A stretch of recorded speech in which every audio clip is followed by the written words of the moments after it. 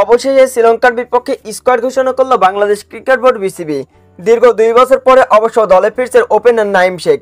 অন্যদিকে ইনজুরি কাটিয়ে স্কোয়াডে তাসকিন আহমেদ, মেহেদী হাসান মিরাজকে ক্যাপ্টেন করে অবশ্য স্কোয়াড ঘোষণা করেছে বাংলাদেশ ক্রিকেট বোর্ড, যেখানে স্কোয়াডে থাকছে নাঈম শেখ, তানজিদ তামিম, পারভেজ ইমন, এছাড়াও নাজমুল হোসেন শান্ত, তাহিদ হৃদয়, মেহেদী হাসান মিরাজ, লিটন কুমার দাস এবং জাকির আলী অনিক, তানভীর ইসলাম, রিশাদ হোসেন, এছাড়াও মোস্তাফিজুর রহমান, তানজিদ সাকিব থেকে শুরু করে হাসান মাহমুদ, তাসকিন আহমেদ এবং নাহিদ রানা থাকছে শ্রীলঙ্কার বিপক্ষে ওডিআই সিরিজের স্কোয়াডে। শ্রীলঙ্কার বিপক্ষে এই শক্তিশালী স্কোয়াড অবশ্য ঘোষণা করেছে বাংলাদেশ ক্রিকেট বোর্ড।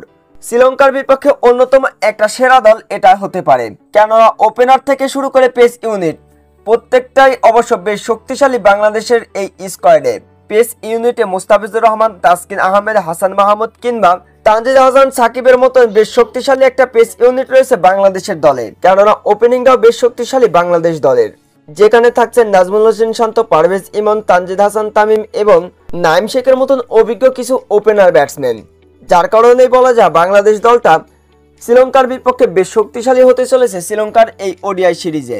এছাড়াও মিডল অর্ডারটা বেশ শক্তিশালী, শামীম পাটোয়ারি থেকে শুরু করে মেহেদী হাসান মিরাজ কিংবা জাকির আলী অনেক বেশ হার্ড হিটিং এবং শক্তিশালী স্কোয়াড ঘোষণা করেছে অবশ্য শ্রীলঙ্কান দলের বন্ধুরা।